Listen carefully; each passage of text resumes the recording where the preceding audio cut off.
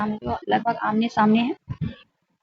अगस्त में हो जाएगा आपका बीपीएससी 70वीं का, तो हम उसी को देखते कि उसी को के हिसाब से हम आपको आज करवाने जा रहे हैं बिहार सामान्य ज्ञान, जहां आपको टॉप 500 एमसीक्यू विद एग्जाम्पल सही आपको मिलेंगे, जो वॉल्यूम नंबर 1 है। आज हम 50 क्वेश्चन कराने की कोशिश करेंगे और 50 में आपको एग्जाम्पल के साथ करवाएंगे। तो चलिए हम बिना देरी के क्वेश्चन की शुरुआत करते हैं। उससे पहले आप अगर हमारे चैनल पर नए हैं तो चैनल को सब्सक्राइब करके बेल आइकन को प्रेस कर लीजिएगा। अगर आप हमारे चैनल पे हैं तो अगर वीडियो अच्छा लग रहा है तो आप एक लाइक कीजिएगा मेरे हौसला अफजाई के लिए, और दोस्तों के बीच शेयर कर दीजिएगा, क्योंकि ये जो क्वेश्चन है बहुत ही इंपॉर्टेंट है। देखिए, बिहार एक सामान्य है। क्वेश्चन नंबर 1 है आपके सामने, हम ये आपके सामने लाने की कोशिश किए हैं। क्वेश्चन नंबर पहला है, बिहार में मुस्लिम प्रभुत्व की स्थापना का श्रेय किसे दिया जाता है? बिहार का है तो बिहार में मुस्लिम जो प्रभुत्व की स्थापना हो, इसका श्रेय किसे जाता है? ऑप्शन ए में इल्तुतमिश, ऑप्शन बी में है मोहम्मद बिन तुगलक, ऑप्शन सी में अलाउद्दीन खिलजी, ऑप्शन डी में इब्न इख्तियारुद्दीन बिन बख्तियार खिलजी, ऑप्शन ई जो है इनमें से कोई नहीं या फिर इनमें से अधिक। आपको पता है कि ई जो होता है वो बीएससी का फेवरेट ऑप्शन है, यहाँ उलझाने के लिए रहता है। इसके लिए हमें कॉन्सेप्ट क्लियर करना होगा तो हम राइट आंसर लगा सकते हैं। बताइए इसका क्या होगा राइट आंसर आपका? तो राइट आंसर आपका डी हो जाएगा इख्तियारुद्दीन बिन बख्तियार खिलजी। डी। देखिए, ये वही बख्तियार खिलजी है जो नालंदा विश्वविद्यालय को बर्बाद तबाह किया था। देखिए, बिहार में मुस्लिम प्रभुत्व की स्थापना का श्रेय इख्तियारुद्दीन बिन बख्तियार खिलजी को जाता है। उन्होंने 1199 ईस्वी में नालंदा विश्वविद्यालय में आग लगाकर उसे पूरी तरह से ध्वस्त कर दिया। ऐतिहासिक सूत्रों के अनुसार इन्होंने हजार धर्माचार्य और बुद्ध भिक्षु को मार डाले थे। चलिए, क्वेश्चन नंबर 2 है आपके सामने। मुगल सम्राट अकबर के काल में किस मुगल सेना नायक ने बिहार पे अधिकार व्यवस्था स्थापित किया था? मुगल सम्राट अकबर के काल में किस मुगल सेना नायक ने, याद रखना है, सेना नायक ने बिहार पे, ऑप्शन है डोरोमल, बी में आजम खां, सी में है मानसिंह, डी में मोनीम खां, ई जो है इनमें से कोई नहीं या फिर इनमें से अधिक। तो क्या होगा आपका राइट आंसर? तो राइट आंसर हो जाएगा सी, मानसिंह। ठीक है, मुगल सम्राट अकबर के काल में मुगल सेना नायक मान सिंह ने बिहार पे अधिकार की व्यवस्था स्थापित की थी। राजा मान सिंह आमेर के कचवाड़ा राजपूत राज थे। वो अकबर के सेना प्रधान सेनापति थे। उन्होंने आमेर के मुख्य महल का निर्माण कराया था। आमेर में मुख्य महल का निर्माण किसने करवाया था? अकबर के सेनापति थे। कौन थे? राजा मान सिंह, इन्होंने ही करवाया था। चलिए बढ़ते हैं क्वेश्चन नंबर 3 की ओर। अगर सेशन अच्छा लग रहा है तो कुछ नहीं, बस आप एक लाइक कर दीजिएगा। क्वेश्चन नंबर 3 है, शेर शाह द्वारा पटना में नव निर्माण का वर्णन किस रचना में मिलता है? शेर शाह के द्वारा पटना का जो निर्माण कराया गया, ये कहा जा रहा है कि शेर शाह कराया है, तो हम इसका वर्णन हम कहाँ से हम जानेंगे इसके बारे में? ऑप्शन ए तारीख शेरशाही, अकबरनामा, तारीख दाऊदी, तारीख फिरोजी, इनमें से फिरोज शाही, इनमें से कोई नहीं या फिर इनमें से अधिक। क्वेश्चन नंबर 3 का क्या होगा राइट आंसर? शेर शाह द्वारा पटना में नव निर्माण का वर्णन किस रचना में मिलते हैं? तो राइट आंसर हो जाएगा तारीख दाऊदी, सी आपका राइट हो जाएगा। चलिए हम बढ़ते हैं क्वेश्चन नंबर, चलिए इनके बारे में थोड़ा जान लेते हैं। शेर शाह द्वारा पटना के नव निर्माण का वर्णन तारीख दाऊदी से मिलता है। तारीख दाऊद नामक इस ग्रंथ की रचना नाम अब्दुल्ला, परंतु इसके बारे में किसी प्रकार की जानकारी नहीं मिली। इस ग्रंथ में बहलोल नदी से दाऊद शाह 1517 में बंगाल का सुल्तान तक समय का भी वर्णन है। इस ग्रंथ में बहलोल लोदी से दाऊद शाह 1517 में ईस्वी में बंगाल का सुल्तान तक का भी वर्णन है। क्वेश्चन नंबर 4 है, निम्नलिखित में बिहार में कौन सी फसल खरीफ नहीं बोई जाती? अरहर, धान, गन्ना, आलू, इनमें से कोई नहीं या फिर इनमें से अधिक। क्वेश्चन कह रहा है, क्वेश्चन नंबर 4 कह रहा है कि निम्नलिखित में बिहार में कौन सी फसल खरीफ में नहीं बोई जाती? नहीं बोई जाती, याद रखना है, हो जाएगा आपका डी। डी आपका हो जाएगा राइट आंसर। चलिए इसके बारे में हम कुछ जानते हैं। तो बिहार में आलू की फसल खरीफ में नहीं बोई जाती। खरीफ की फसल उन फसलों को कहते हैं जिन्हें जून जुलाई में बोए और अक्टूबर के आसपास काटे जाते हैं। ठीक है, प्रमुख खरीफ फसलें हैं धान, मतलब चावल ब्रैकेट, मक्का, ज्वार, बाजरा, मूंग, मूंगफली, गन्ना, सोयाबीन, उड़द, तुअर, कुल्थी, जूट, कपास, मटर आदि क्या है? ये सब प्रमुख खरीफ फसल है। जबकि आलू जो है वो रबी फसल का उदाहरण, जैसे अक्टूबर और नवंबर माह के दौरान बोई जाती है और फरवरी मार्च में कटाई मतलब खुदाई कर दी जाती है आलू की। ठीक है, चलिए क्वेश्चन नंबर 5 है, चावल के उत्पादन में बिहार का भारत में कौन सा स्थान है? तृतीय, द्वितीय, चतुर्थ, छठा, इनमें से कोई नहीं या फिर इनमें से अधिक। चावल के उत्पादन में बिहार का भारत में कौन सा स्थान है? भारत में, बिहार का भारत में पूछा गया, याद रखिएगा तृतीय स्थान है। हम 1 और 2 के बारे में भी जान लेते हैं। ठीक है, राइट आंसर आपका ए हो जाएगा। नवीनतम आंकड़ों के अनुसार बिहार चावल धान के उत्पादन में भारत में 6ठा स्थान पर है, जबकि प्रथम स्थान पे क्या है? एक मिनट रुकिए। नवीनतम अगर अनुसार देखा जाए तो उत्पादन में भारत जो है 6ठा में पर, जबकि प्रथम स्थान पे कौन है? पश्चिम बंगाल है। चलिए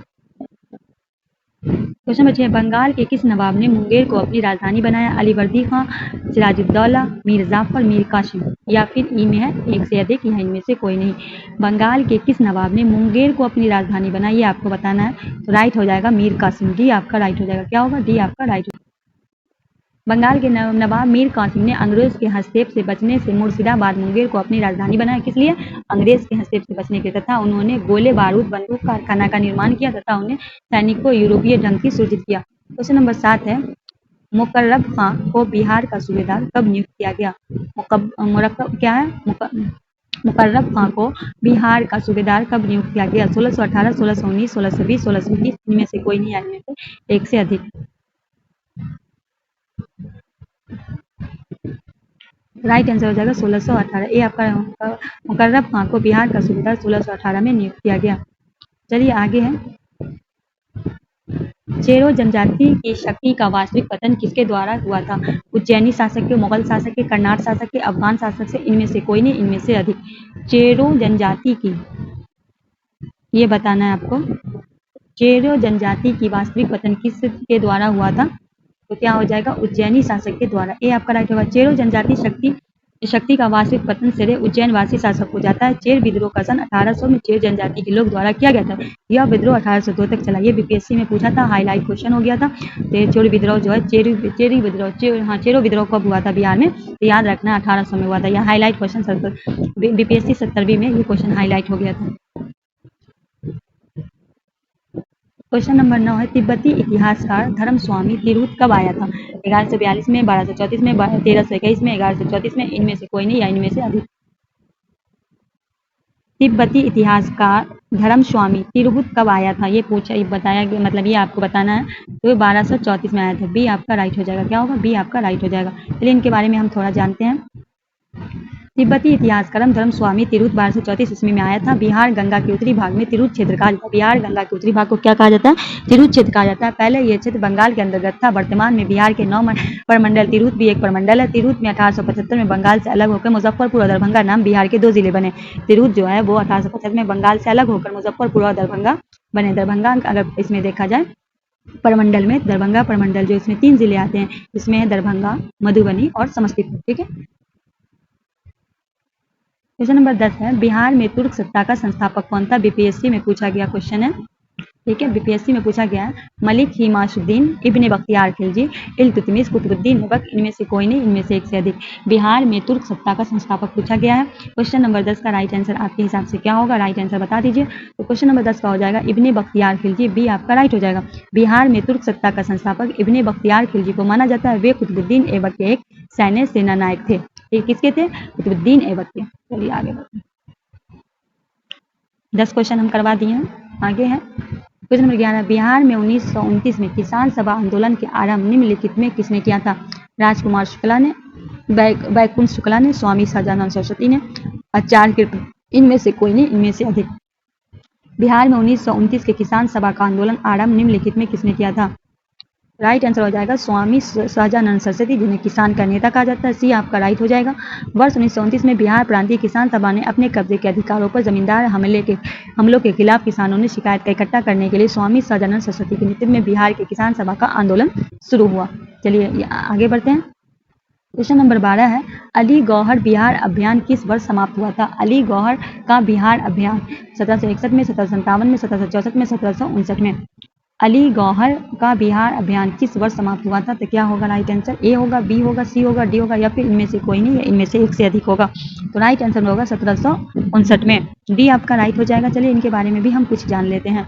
1759 में मुगल शहजादा अली गौहर ने बिहार पर चढ़ाई कर दी, परंतु क्लाइव ने उसे वापसी के लिए बाध्य कर दिया। उसके बाद मुगल सम्राट आलमगीर द्वितीय की मृत्यु हो गई, तो पुनः 1760 में गौहर अली ने बिहार पर आक्रमण किया और पटना स्थित अंग्रेजी फैक्ट्री पे राज्याभिषेक किया और अपना नाम शाह आलम द्वितीय रखा। ठीक है, शाह आलम द्वितीय जो किसका नाम है? गौहर अली का। ठीक है। क्वेश्चन नंबर 13, जयप्रकाश नारायण का संबंध किससे उनके जीवन में अंतिम चरण तक रहा? जयप्रकाश नारायण का संबंध किससे उनके जीवन का? पहला है भारतीय राष्ट्रीय कांग्रेस, दूसरा है समाजवादी, तीसरा है वामपंथी, चौथे में है सर्वोदय आंदोलन, ई में है इनमें से कोई नहीं, इनमें से एक से अधिक। क्वेश्चन नंबर 13 का क्या होगा राइट आंसर? जयप्रकाश नारायण का संबंध किससे उनके जीवन में अंतिम चरण तक रहा? तो राइट हो जाएगा भारतीय राष्ट्रीय कांग्रेस, ए आपका राइट हो जाएगा। चलिए इनके बारे में थोड़ा जान लेते हैं। जयप्रकाश नारायण का संबंध उनके जीवन के अंतिम चरण तक भारतीय राष्ट्रीय कांग्रेस से था। जयप्रकाश नारायण भारतीय स्वतंत्रता सेनानी के और राजनेता थे। उन्होंने 1970 में इंदिरा गांधी के विरुद्ध विपक्ष नेतृत्व करने के लिए जाना जाता है। इंदिरा गांधी के पदच्युत करने के लिए उन्होंने संपूर्ण क्रांति नाम का आंदोलन चलाया। उन्हें लोक नायक के नाम से जाना जाता है। किसे? जयप्रकाश नारायण को। उन्होंने भारत सरकार को 1999 में मरणोपरांत देश के सर्वोच्च नागरिक सम्मान भारत रत्न से सम्मानित किया गया। पूछा जाएगा कि जयप्रकाश नारायण को कब मिला था, तो याद रखिएगा 1999 में। ठीक है। बिहार में भवानी मंदिर क्रांतिकारी संस्था की स्थापना निम्नलिखित में किसने की थी? बिहार में भवानी मंदिर का ऑप्शन है रामप्रसाद बिस्मिल, विश्व बजरंग सहाय, भूपेंद्रनाथ दत्त, सचिंद्रनाथ सान्याल, इनमें से कोई नहीं या फिर इनमें से अधिक। बिहार में भवानी क्रांतिकारी संस्था की स्थापना निम्नलिखित में किसने की थी? भूपेंद्रनाथ दत्त ने, सी आपका राइट हो जाएगा। चलिए आगे बढ़ते हैं। तो बिहार में भवानी मंदिर क्रांतिकारी संस्था की स्थापना श्री भूपेंद्रनाथ दत्त को जाता है। क्वेश्चन नंबर 15, निम्नलिखित में बिहार में किसान सभा का गठन किस वर्ष हुआ था? 1921, 1921, 1941, 1929। 15 में क्वेश्चन नंबर 15, निम्नलिखित में बिहार में किसान सभा का गठन किस वर्ष हुआ था? 1929। अभी आपको बताया गया था, डी आपका राइट हो जाएगा। 1929 में स्वामी सहजानंद सरस्वती के नेतृत्व में बिहार किसान सभा का गठन हुआ था। क्वेश्चन नंबर 16 है, पटना में गोलघर का निर्माण क्यों किया गया था? सैनिक छानबीन के गोलघर जो पटना में है उसका निर्माण क्यों किया गया था? तो पहला ऑप्शन है सैनिक छावनी के लिए, प्रशासनिक कार्यों के संचालन के लिए, तीसरा अनाज के भंडारण के लिए, चौथा यात्री विश्राम के लिए। उपयुक्त से कोई नहीं, उपयुक्त से अधिक। पटना में गोलघर का निर्माण क्यों किया गया था? तो आपको पता है इसका राइट आंसर होगा अनाज के भंडारण, सी आपका राइट होगा। पटना गोलघर का निर्माण अनाज के भंडारण के लिए किया गया था। पटना गोलघर का निर्माण लॉर्ड कॉर्नवालिस के शासनकाल में ब्रिटिश इंजीनियर कैप्टन जॉन गाइस्टिन द्वारा 20 जुलाई 1786 को बनकर तैयार हुआ। किसका शासन था? लॉर्ड कॉर्नवालिस का था। और जो ब्रिटिश इंजीनियर थे उनका नाम है कैप्टन जॉन गास्टिन के द्वारा तब 20 जुलाई 1786 में बनकर तैयार हुआ था। इसमें 1.40 लाख टन अनाज रखने की क्षमता है। इसमें 142 सीढ़ी है तथा यह 29 मीटर ऊंचे गोलघर की दीवार है। इसमें 3.6 मीटर मोटी है। चलिए आगे बढ़ते हैं। क्वेश्चन नंबर 17 है, निम्नलिखित में किस युद्ध के पश्चात ईस्ट इंडिया कंपनी का बंगाल पर शासन स्थापित हुआ? निम्नलिखित में किस युद्ध के पश्चात ईस्ट इंडिया कंपनी का बंगाल में? चौसा युद्ध, पलासी युद्ध, बक्सर युद्ध, पटना युद्ध, इनमें से कोई नहीं, इनमें से एक से अधिक। क्वेश्चन नंबर 17 का क्या होगा राइट आंसर? दोस्तों 50 क्वेश्चन हम कराने की कोशिश करेंगे, तो हो जाएगा बक्सर का युद्ध। बक्सर का युद्ध हुआ था 1764 में। ठीक है, ये बात भी याद रखना, सी आपका राइट हो जाएगा। चलिए इसके बारे में भी देख लेते हैं। बक्सर का युद्ध पश्चात ईस्ट इंडिया कंपनी का बंगाल के शासन स्थापित हो गया। यह युद्ध 22 और 23 जुलाई 1714 को बक्सर नगर में पश्चिम बंगाल के आसपास east India company, Hector Munro और बंगाल के नवाब मीर कासिम, अवध के नवाब सिराजुद्दौला तथा मुगल बादशाह शाह आलम द्वितीय की संयुक्त सेना के बीच हुई थी, जिसमें अंग्रेज विजय हुई। जीत किसकी हुई? अंग्रेज की हुई।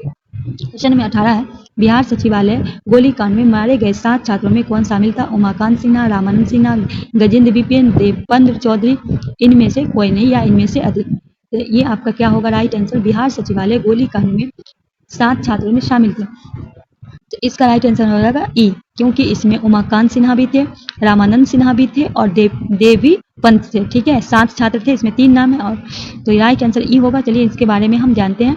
तो पटना सचिवालय गोलीकांड 11 अगस्त 1942 को हुआ था, जिसमें 7 सपूत शहीद हुए थे। पहला है उमाकांत सिंह, रामानंद सिंह, सतीश कुमार झा, जगपति कुमार, देवीपत चौधरी, राजेंद्र सिंह और राम गोविंद सिंह। पटना उस समय जिला अधिकारी कौन थे? WG आर्थर थे। पटना के उस समय जिला अधिकारी थे वो थे WG आर्थर, याद रखना। ठीक है, चलिए आगे बढ़ते हैं। इसीलिए विकल्प ई, ए, बी और डी सही है, जबकि गजेंद्र सिंह इस शहीद सूची में शामिल नहीं है। ठीक है, क्वेश्चन नंबर 19 है, बिहार के किस जेल में कैदियों ने विदेशी वस्त्र का बहिष्कार के लिए की नंगी हड़ताल की? छपरा, मुजफ्फरपुर, मुंगेर, पटना, इनमें से कोई नहीं, इनमें से अधिक। बिहार के किस जेल में कैदियों ने विदेशी वस्त्र को बहिष्कार करने की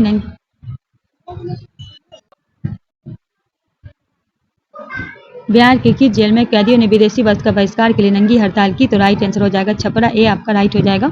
चलिए 4 मई 1930 में गांधी जी की गिरफ्तारी के बाद स्वदेशी के प्रचार एवं विदेशी वस्तु का बहिष्कार किया गया था। 4 मई 1930 को गांधी जी की गिरफ्तारी के बाद इसी दौरान छपरा के कैदियों ने वस्त्र पहनने से इनकार किया और नंगे शरीर रहकर विदेशी वस्त्रों का विरोध किया था। चलिए क्वेश्चन नंबर 20 है, क्वेश्चन नंबर 20 है, बिहार में प्रथम बार निर्वाचित लोकप्रिय सरकार कब बनी थी? 1930, 1937, 1939, 1947, इनमें से कोई नहीं, इनमें से अधिक। बिहार में प्रथम बार निर्वाचित लोकप्रिय सरकार कब बनी थी? तो राइट आंसर हो जाएगा 1937, बी आपका राइट होगा। बिहार में प्रथम बार निर्वाचित लोकप्रिय सरकार 1937 में बनी थी। भारत में पहली बार चुनाव 1937 में हुआ था। इसके लिए 1935 के ब्रिटिश संसद ने भारतीय प्रांतीय शासन के प्रबंध की अधिकारी दिया था, जिसकी वजह से पहली बार भारत में चुनाव कराए गए थे। ठीक है। कांग्रेस को आगरा क्या है? कांग्रेस को आगरा व अवध के संयुक्त प्रांत मध्य प्रांत के बराबर अब मध्य प्रदेश, मद्रास, उड़ीसा तथा बिहार को पूर्ण बहुमत प्राप्त हुआ था, तब विकल्प भी सही है। ठीक है। चलिए क्वेश्चन नंबर 21 के बारे में बढ़ते हैं। मगध के किस शासक ने राजगीर में दुर्ग का स्तूप की स्थापना कराई? मगध के किस शासक ने राजगीर में दुर्ग तथा स्तूप की स्थापना? बिंबिसार, अजातशत्रु, उदयन, शिशुनाग, इनमें से कोई नहीं, इनमें से अधिक। क्या होगा राइट आंसर? मगध के किस शासक ने राजगीर में दुर्ग तथा स्तूप की स्थापना कराए? अजातशत्रु, भी आपका राइट हो जाए। मगध के हर्यक वंश के शासक कौन वंश के? हर्यक वंश के अजातशत्रु राजगीर में दुर्ग तथा स्तूप की स्थापना किया। अजातशत्रु बिंबिसार का पुत्र, बिंबिसार के पुत्र कौन है? अजातशत्रु। क्वेश्चन नंबर 22, बिहार में राज के स्थित क्या है? बिहार राज्य में स्थित सासाराम के किले का निर्माण किसने करवाया था? हसन शाह सूरी ने, हुमायूं ने, इस्लाम शाह ने, जहांगीर ने, इनमें से कोई नहीं, इनमें से एक से अधिक। बिहार राज्य के स्थित सासाराम के किले का निर्माण किसने कराया था? तो राइट आंसर हो जाएगा हसन शाह सूरी ने, ए आपका राइट हो जाएगा। सूरी वंश के संस्थापक व प्रसिद्ध अफगानी शासक शेर शाह सूरी के पिता हसन शाह सूरी ने बिहार के सासाराम में यह किला बनवाया। वर्ष 1498 से 99 शेर शाह के पिता हसन शाह सूरी ने इसका निर्माण करवाया। हसन शाह सूरी कौन थे? शेर शाह सूरी के पिता थे। चलिए क्वेश्चन नंबर 23 की ओर हम बढ़ते हैं। तो क्वेश्चन नंबर 23 कह रहा है, नंद वंश के अंतिम सम्राट निम्नलिखित में कौन था? नागदशक, महापद्नंद, घनानंद, कालाशोक, इनमें से कोई नहीं, इनमें से एक से अधिक। क्वेश्चन नंबर 23 का क्या होगा? नंद वंश के अंतिम सम्राट निम्नलिखित में कौन था? क्या हो जाएगा? सी हो जाएगा, घनानंद। नंद वंश के अंतिम सम्राट घनानंद थे। चंद्रगुप्त के चाणक्य की सहायता से नंद वंश के अंतिम सम्राट घनानंद को पराजित कर मगध पर मौर्य साम्राज्य की स्थापना किया। भारत में सिकंदर महान के आक्रमण घनानंद के शासनकाल में हुआ था। जब क्वेश्चन कहता है कि जब सिकंदर जो आक्रमण किया था तो उस समय किसका शासन था? तो घनानंद का था। ये नंद वंश के कौन थे? अंतिम सम्राट थे। क्वेश्चन नंबर 24 है, भारत में सिक्के और मुद्राओं का प्रचलन कब हुआ था? 700 ईस्वी में, 500 ईस्वी में, 600 ईस्वी में, 300 ईस्वी में, इनमें से कोई नहीं, इनमें से एक से अधिक। क्वेश्चन नंबर 24 है, भारत में सिक्के और मुद्राओं का प्रचलन कब हुआ था? तो क्या होगा? 600 ईसा पूर्व में, सी आपका राइट हो जाएगा। भारत में 600 ईसा पूर्व प्राचीन सिक्के का प्रचलन शुरू हुआ था। क्वेश्चन नंबर 25 है, ईस्ट इंडिया कंपनी को बंगाल, बिहार व उड़ीसा की दीवानी का अधिकार किसने प्रदान किया था? मीर जाफर ने, मीर कासिम ने, शुजाउद्दौला ने, शाह आलम द्वितीय ने, इनमें से कोई नहीं, इनमें से एक से अधिक।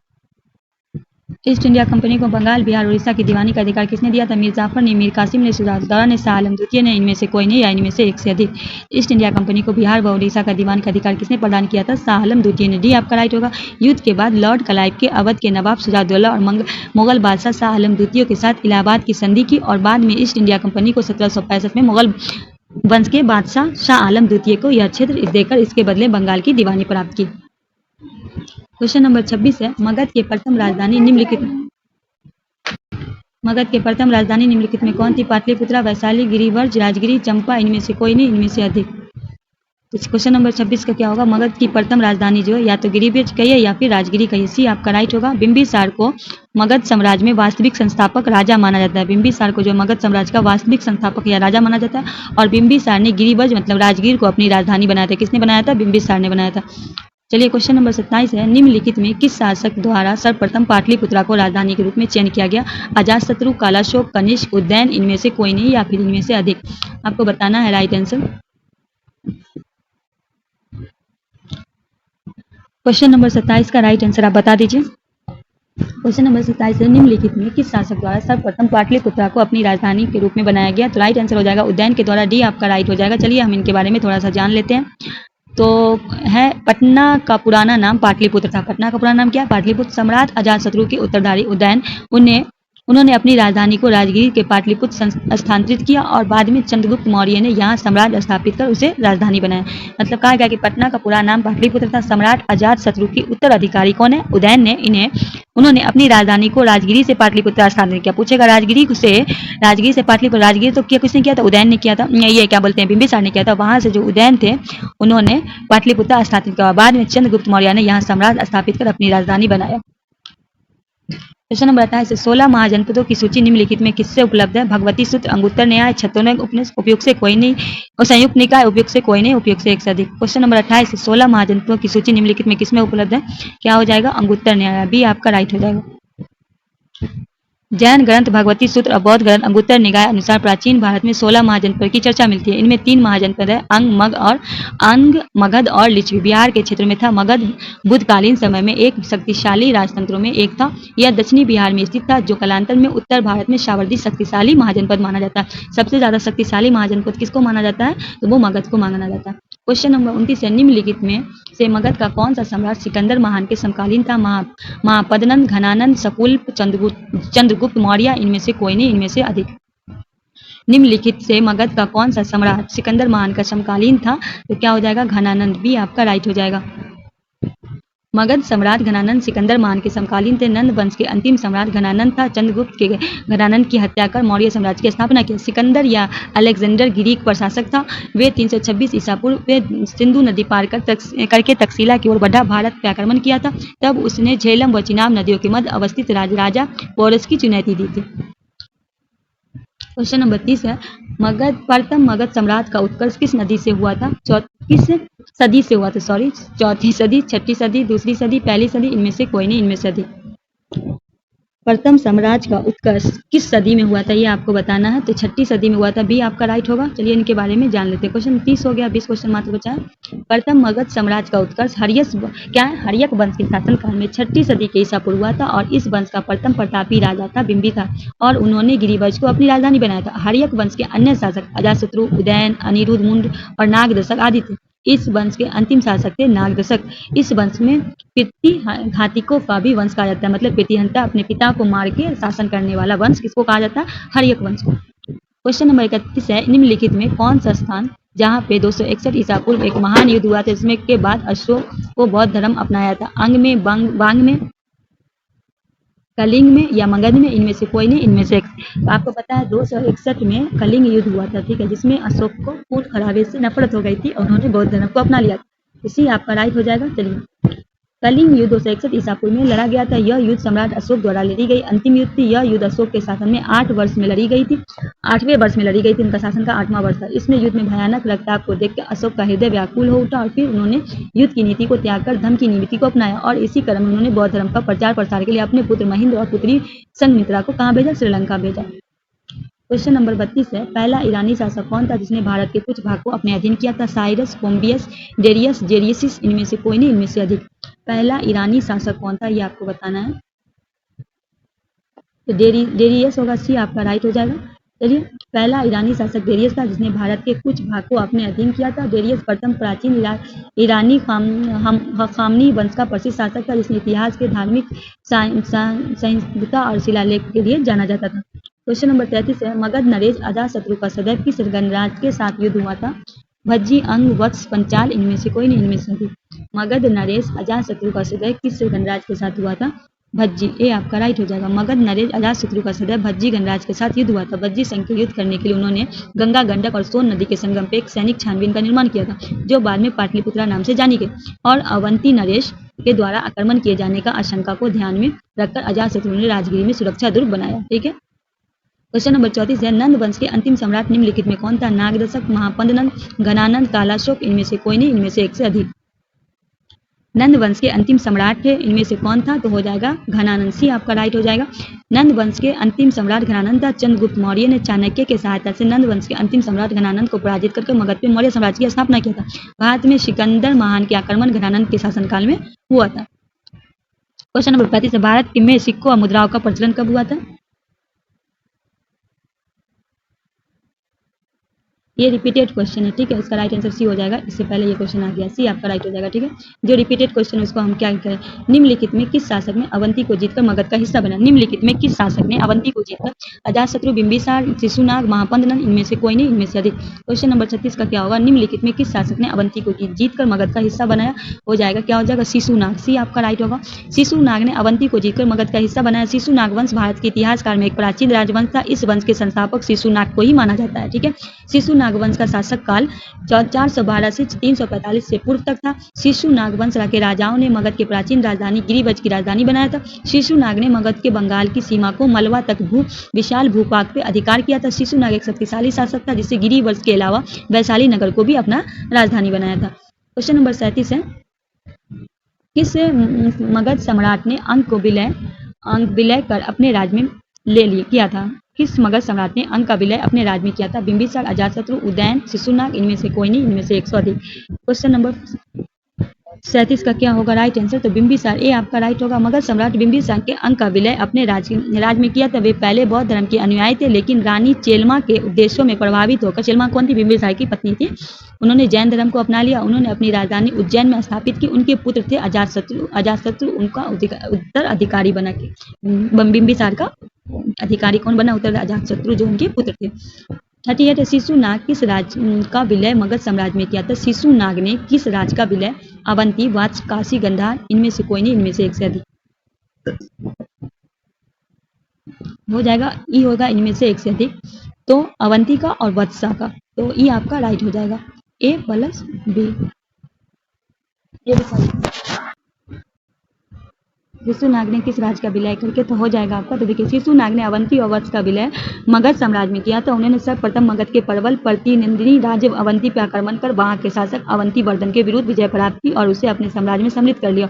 और फिर इस प्रकार मगध की सीमा पश्चिम मलवा तक फैल गई। फिर उसने वत्स को भी मगध में मिला लिया। किसने? बिंबिसार ने। शिशुनाग ने किसने मिलाया था?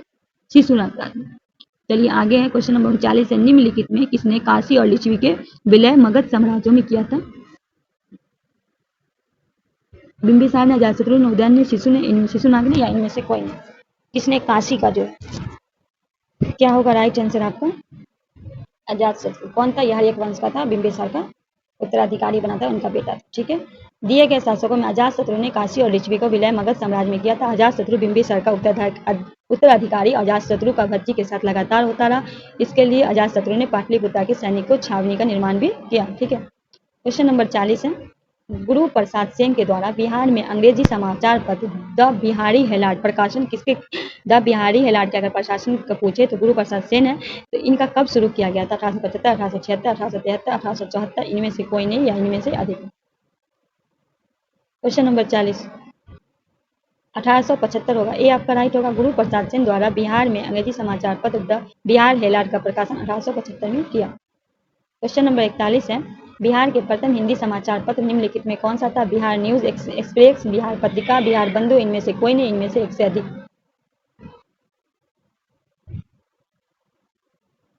बिहार में प्रथम हिंदी समाचार पत्र बिहार बंधु, सी आपका राइट हो जाएगा, बिहार बंधु। बिहार का प्रथम हिंदी समाचार पत्र बिहार बंधु था। 1872 में पंडित केशव राम भट्ट तथा पंडित मदन मोहन भट्ट के सहयोग से साप्ताहिक पत्र बिहार शरीफ से निकाला जाता था।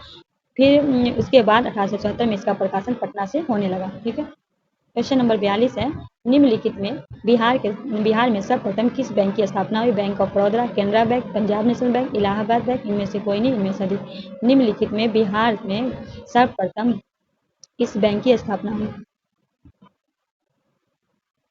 इलाहाबाद बैंक, डी आपका राइट होगा। बिहार में सर्वप्रथम इलाहाबाद बैंक की स्थापना। इलाहाबाद बैंक की स्थापना 1865 में हुआ था। इसके प्रधान कार्यालय कलकत्ता है। इलाहाबाद बैंक भारत के पहला निजी बैंक और इसका विलय इंडियन बैंक में हो गया है। क्या में हो गया? Indian bank. क्वेश्चन नंबर 43 है, रोहतासगढ़ में महल का निर्माण निम्नलिखित में किस भवनों के अनुरूप किया गया? फतेहपुर सीकरी, ताजमहल, लाल किला,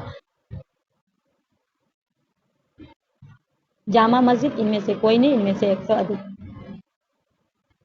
तो रोहतास में इनके महल का निर्माण निम्नलिखित में किस महल के? फतेहपुर सीकरी, ये आपका राइट है।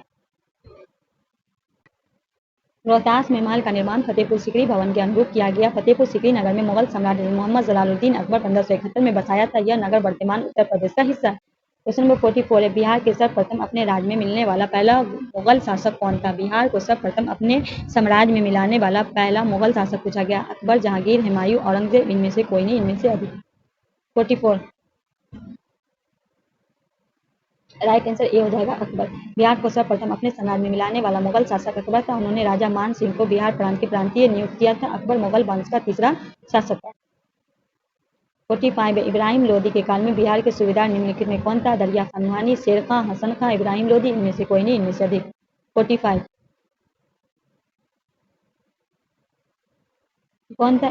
दरिया खान नुहानी। ए आपका राइट होगा। इब्राहिम लोदी के काल में बिहार के सूबेदार दरिया खान नुहानी था। 46 है, निम्नलिखित में किस शासक ने अवंती को जीतकर मगध का हिस्सा बनाया? अजातशत्रु, बिंदुसार, शिशुनाग, महापद्मनंद, इनमें से कोई नहीं, इनमें से अधिक। 46,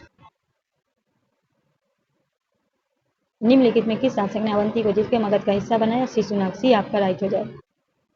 शिशुनाग ने अवंती को जीतकर मगध का हिस्सा बनाया। शिशुनाग वंश के भारत के इतिहास में एक प्राचीन राजवंश था। इस वंश के संस्थापक शिशुनाग को माना जाता है। शिशुनाग वंश के शासक लगभग 412 से 345 ईस्वी पूर्व था।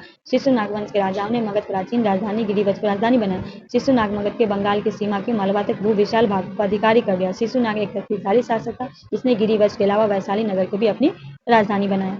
क्वेश्चन नंबर 47 है, बिहार में प्रारंभिक तुर्क गतिविधियों के संबंध में महत्वपूर्ण जानकारी की प्रमुख सूत्र क्या है? तकबाते नासरी, अकबरनामा, तुजफे बाबरी, अली हिंद, तकबाते मुस्ताकी।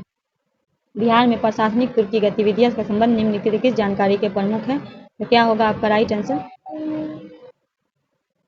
तकबाते नासरी। ए आपका राइट होगा। चलिए इसके बारे में थोड़ा हम जान लेते हैं। तो बिहार में प्रारंभिक तुर्क गतिविधियां संदर्भ महत्वपूर्ण जानकारी जो है प्रमुख स्रोत तकबाते नासरी है। तकबाते नासरी लिखने वाले मिनाजुद्दीन सिराज द्वारा रचित पुस्तक है। इस पुस्तक में उन्होंने महमूद गौरी की भारत की विजय तथा मुगल सल्तनत के आरंभिक इतिहास का वर्णन किया। मिनाजुद्दीन सिराज ने अपनी इस रचना को गुलाम वंश के शासक नसरुद्दीन महमूद पे समर्पित किया था। चलिए 48 है, बिहार टाइम्स का नाम बदलकर बिहारी निम्न में कब रखा गया? 1881, 1903, 1905, 1906, इनमें से कोई नहीं, इनमें से एक से अधिक। बिहार टाइम्स का नाम बदल के बिहारी कब रखा गया ये आपको बताना है। तो राइट आंसर डी होगा 1906 में। बिहार टाइम्स का नाम बदल के बिहारी 1906 में रखा गया था। महेश नारायण और सच्चिदानंद 1906 में एक पर्चा the partition of Bengal and inspiration of Bihar प्रकाशित किया। 10 नवंबर 1871 में बक्सर जिले के मेरार गांव में जन्मे डॉक्टर सिंह पहले बिहारी हिंदू थे जो 1889 में वकालत पढ़ने इंग्लैंड गए और उन्होंने 1894 में उन्हें बिहारी टाइम्स साप्ताहिक पत्रिका की शुरुआत की। क्वेश्चन नंबर 49 है, कुसुम कुमारी देवी सुश्री गौरी दास बिहार में चर्चित महिला निम्नलिखित में किस क्षेत्र के संबंधित हैं? कुसुम कुमारी देवी सुश्री गौरी दास क्रांति के लिए, संगीतक के लिए, साहित्यकार के लिए, समाज सुधारक के लिए, इनमें से कोई नहीं या इनमें से एक से अधिक। तो राइट आंसर हो जाएगा क्रांतिकारी के लिए। ए आपका राइट। कुसुम कुमारी देवी सुश्री गौरीदास बिहार की चर्चित महिला क्रांतिकारी नेता थी। क्वेश्चन नंबर 50 है, ये सेट का आखिरी क्वेश्चन है। बिहार में कांग्रेस कमेटी के प्रथम अध्यक्ष निम्नलिखित में थे? मजरुल हक, राजेंद्र प्रसाद, सच्चिदानंद सिन्हा, नवाब सिराजुद्दौला खां, इनमें से कोई नहीं, इनमें से अधिक। बिहार में कांग्रेस कमेटी के प्रथम सदस्य थे। क्या होगा? डी आपका राइट हो जाएगा, नवाब सरफराज हुसैन खां। बिहार के कांग्रेस कमेटी के प्रथम अध्यक्ष नवाब सरफराज हुसैन खां थे। तो दोस्तों ये रहा आज का 50 क्वेश्चन। कैसा रहा? अच्छा लगेगा तो हम इसी तरह का 50 क्वेश्चन आपके लिए लाते रहेंगे और मिलते हैं नेक्स्ट वीडियो में इस आगे के क्वेश्चन 51 क्वेश्चन के साथ। अगर आपको चैनल अच्छा लगे तो कुछ नहीं, आपको अगर हमारा वीडियो अच्छा लग रहा है, सेशन अच्छा लग रहा है तो लाइक करके दोस्तों को भी शेयर कर दीजिएगा। चलिए मिलते हैं नेक्स्ट वीडियो में, तब तक के लिए हमें दीजिए इजाज़त। अल्लाह।